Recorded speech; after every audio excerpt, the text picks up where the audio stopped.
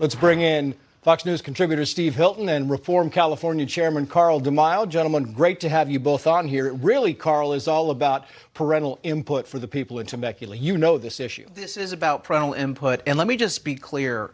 Gavin Newsom is a liar, and he's just a good old-fashioned schoolyard bully.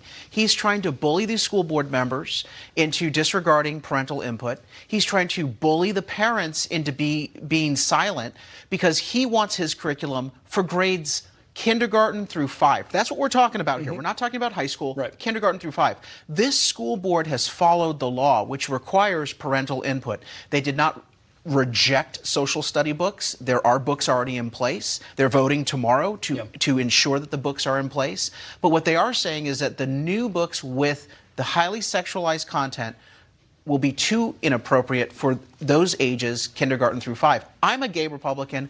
I support these school board members. I endorsed them in the last election. They're not bigoted. They're not homophobic. They are trying to protect all children, gay children, straight children. They want parental rights and input to be respected. And Steve, the LA Times says this about the legislation that Newsom is pushing, quoting here, the whirlwind legislation has been met with resistance from the California School Boards Association, which said that Newsom's order circumvents the state's existing textbook process and that he lacks legal authority to distribute books to Temecula on behalf of the state. That's the school boards telling them that he's on thin legal ice. Yes, because let's be clear what is going on here.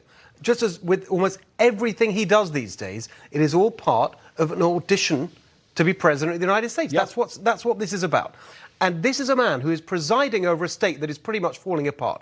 You have crime out of control, homelessness that shames us in the eyes of the world, a housing crisis, no one getting on the housing ladder, taxes and regulations driving people out of the state in droves. Just on the issue of education, California 50th out of 50 states on literacy, the worst in the nation. On math, what is the percentage that don't meet basic standards? 70%. When you look at the groups that the Democrats say they care about most, Latinos, 79% don't meet basic standards. When it's black kids, 84% do not meet basic standards. What is the governor doing?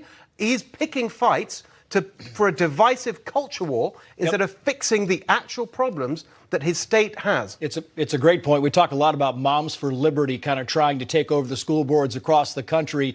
Is it gaining traction, Carl? Do you believe this group is going to resonate come 2024 election time? I do, but I find it absolutely appalling, the level of dishonesty in most media outlets to claim that these moms and dads are bigots, they're hate-filled, they're anti-LGBT. No.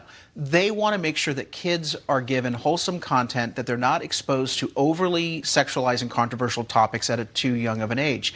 I talk to gay parents and lesbian parents who have children in these school districts. Even they, when they see the curriculum, I show them the curriculum. I say, you need to know what they're actually trying to put in front of your children. They oppose this curriculum for their own children because they find it to be offensive, overly sexualized at a too young of an age. Now, the media refuses to actually show you examples of what we're disputing. Why? They know if you saw the content, you would overwhelmingly agree with the school board members, the parents, and Moms for Liberty. Like yesterday's IRS meeting, the teachers' unions could be galvanized by these groups. So your last thoughts on this, Steve? Well, exactly, because they're such a threat to them, because they are an absolutely mortal threat to the power that they have held the school system in with this iron-like grip, because they own the politicians. And here you have the parents saying, no, we've had enough of this. We should be in charge. We make the decisions. And that is exactly the way we need to go. Decentralizing power over education, just as on so many other issues, because if you put power in people's hands, you get the right result. Steve Hilton, Carl DeMaio. Gentlemen, thank you. Thanks for watching.